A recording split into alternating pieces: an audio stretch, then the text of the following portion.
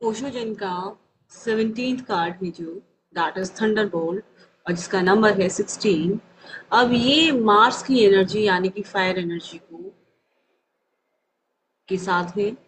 अब इस कार्ड में आप देख पा रहे होंगे कि यहाँ पे फायर ही फायर है, यानी कि रेड कलर की आपको लाइट दिखाई दे रही है, रेड कलर दिखाई दे रहा है या येलो कलर दिखाई दे रहा है।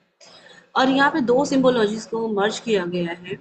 अगर राइडर वेट टैरो की अगर हम बात करते हैं, जो टैरो कार्ड्स होती है, तो उसमें टावर कार्ड हमारे पास यहाँ पे सेंटर में इस पर्सन के बीचों बीच टावर कार्ड दिखाया गया है। ठीक है, टावर दिखाया गया है जिसमें से दो लोग बाहर गिर रहे हैं और वहीं पर एक पर्सन बैठा है। इस पर्सन में अगर देखा जाए तो फायर का इम्पैक्ट इसके ऊपर बहुत ज्यादा दिखता है और जिससे इसके सातों चक्रास में आग लगी है।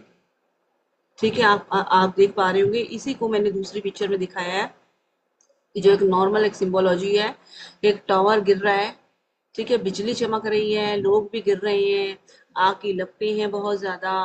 और जो उसका कहते हैं कि थर्ड आई या उसका पूरा फेस है वो आग में कवर हो चुका है। ठीक है, और ये पर्सन फिर भी शांति से बैठा है। ठीक है, रेड और येलो फ्लेम्स यहाँ से आ रही हैं। तो जरा इसकी सिंबोलॉजी को देख लेते हैं कि टावर का जो थंडर बोल्ट कार्ड है, और ये कार्ड कहता क्या है। ठीक है, तो थंडर बोल्ट कार्ड जब भी आएगा तो यानी कहीं ना कहीं डिस्ट्रक्शन होने को बताएगा, कुछ ना कुछ सडन चेंज होने को बताएगा। ये कार्ड जब भी आएगा तो बहुत बड़े चेंज को बताता है, क्योंकि मेजर कार्ड है, मेजर आर्काना कार्ड है, तो बहुत बड़े मेजर चेंज को ये बताता है। और जब कोई चीज डिस्ट्रॉय होती है उसके बाद एक नई चीज शुरुआत भी होती है। ठीक है, खेतों में जब फसल कट जाती है उसके बाद आग लगाई जाती है, उसके बाद ही दोबारा से जो भूमि है उपजाऊ हो जाती है।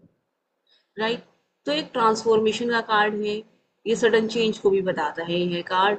और ये कार्ड एक शॉक को भी बताएगा कि कुछ ना कुछ ऐसा झटका, जब इंसान को लगता है कि जिंदगी बड़े आराम से चल रही है, सब कुछ स्मूथ है, उस टाइम कुछ ना कुछ ऐसी घटना या दुर्घटना इंसान के जीवन में घट जाती है जो उसका जीवन बदल देती है। राइट, तो इस कार्ड के अगर सिंबोलॉजी और कीवर्ड्स की अगर बात की जाए तो ये डिस्ट्रक्शन है। किस चीज की डिस्ट्रक्शन हो सकती है? इंसान की ईगो की डिस्ट्रक्शन हो सकती है।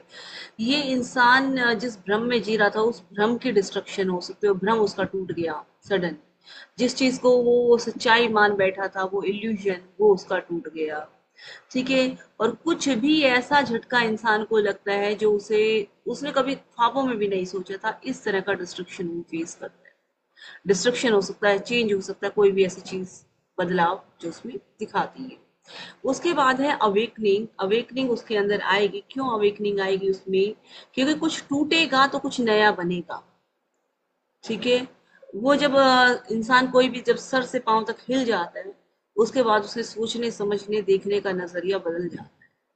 इसलिए कार्ड अवेकनिंग का भी कार्ड है। ठीक है, गिरते हुए लोग, यहाँ पे अहंकार को गिरना कह सकते हैं, आपकी फॉल्स फॉल्स बिलीफ को गिरना कह सकते हैं, आपके विश्वास को भी टूटना कहा जा सकता है।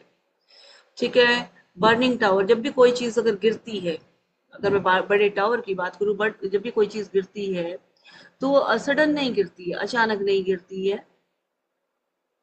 पहले उसकी जो कहते हैं रूट, जहाँ पे वो खड़ा हुआ है उसमें हलचल होती है और उससे वो पूरा टावर गिरता है। ठीक है, तो रूट में उसके जो हलचल हुई, रूट में जो चेंजेस आए, उन चेंजेस की वजह से वो टावर पूरा का पूरा गिरा।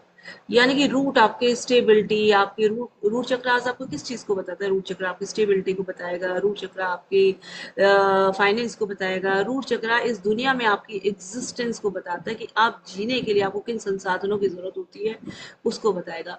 उन संसाधनों में से आपका कोई रिलेशनशिप भी हो सकता है जिसके ऊपर आप बहुत ज्यादा विश्वास करते हो, ट्रस्ट करते हो, भरोसा करते हो। तो रूट चक्र आपकी इन सारी चीजों को हिला देता है। जब ये सारी चीजें हिलती हैं तो टावर खुद ब खुद गिर जाता है। ठीक है, और ये ऐसे नहीं गिरा, इसमें आसमानी यानी कि ईश्वर की कुछ मर्जी रही है। ऊपर से कुछ ना कुछ ईश्वर की कुछ ऐसा या प्रकृति का कुछ ऐसा प्रकोप रहा है जिस वजह से ये टावर हिल गया है। आग की लपटें फायर एनर्जी को दिखा रही है। फायर हमेशा डिस्ट्रक्शन भी करती है और फायर न्यू क्रिएशन भी करती है। राइट, और यहाँ पर चारों तरफ बिजली ही बिजली चमक रही है। और सडन कोई भी चीज घटना जब घटती है तो इंसान को संभलने का भी मौका नहीं मिल रहा, ये कार्ड ऐसा बताता है। ठीक है। और यहाँ पर ये दिखा रहा है कि जो येलो कलर जो दिखाएगा वो चेतना का कलर है, वो विजडम का कलर है। और वहीं पे जो रेड कलर है वो कहीं ना कहीं डिस्ट्रक्शन और फायर का कलर है। ठीक है। इसका मतलब है एक उम्मीद जागती है कुछ ना कुछ खोने की बात, सारी चीजें कभी भी एक साथ खत्म नहीं होगी। अगर इसे इंसान की पर्सनल लाइफ के साथ कनेक्ट किया जाए तो कहा जा सकता है कि अगर आप कोई काम की बात करते हैं, कोई अपनी जॉब की, अपने प्रोफेशन की बात करते हैं, तो सडन कोई चीजें, सडन कोई घटना है, दुर्घटना ऐसी घटेगी जो आपने कभी सोची नहीं थी, आपने एक्सपेक्ट नहीं किया था जिस चीज का। ठीक है। कुछ चेंज या कुछ चीजों का रिवील होना जो आप अनभिज्ञ थे, अभी तक उन चीजों को समझ नहीं पा रहे थे, वो चीजें आपके सामने आती हुई नजर आ रही हैं।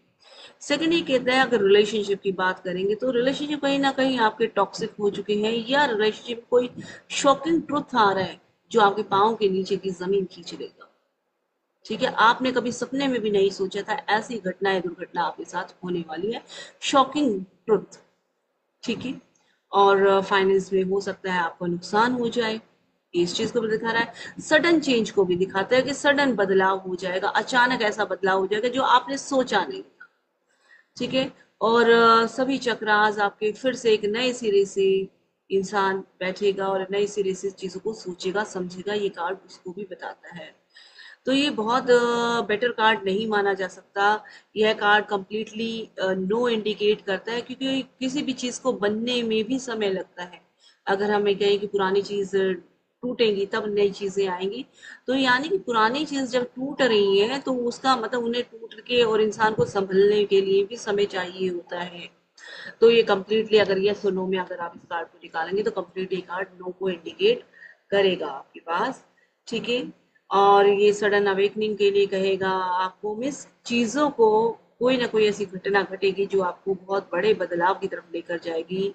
चाहे वो आपकी इमोशन हो, चाहे वो आपके फाइनेंस में हो, चाहे आपकी लाइफ में हो। जब इंसान शांति से बैठ जाता है, सोचता है सारी चीजें ठीक चल रही है, अकस्मात ये घटनाएं घट जाती हैं। यही थंडरबोल्ट कार्ड कहता है। ठीक है। आई होप आपको ये चीज समझ में आ गई होगी। अब हम अपने नेक्स्ट कार्ड की तरफ बढ़ जाते हैं। और नेक्स्ट कार्ड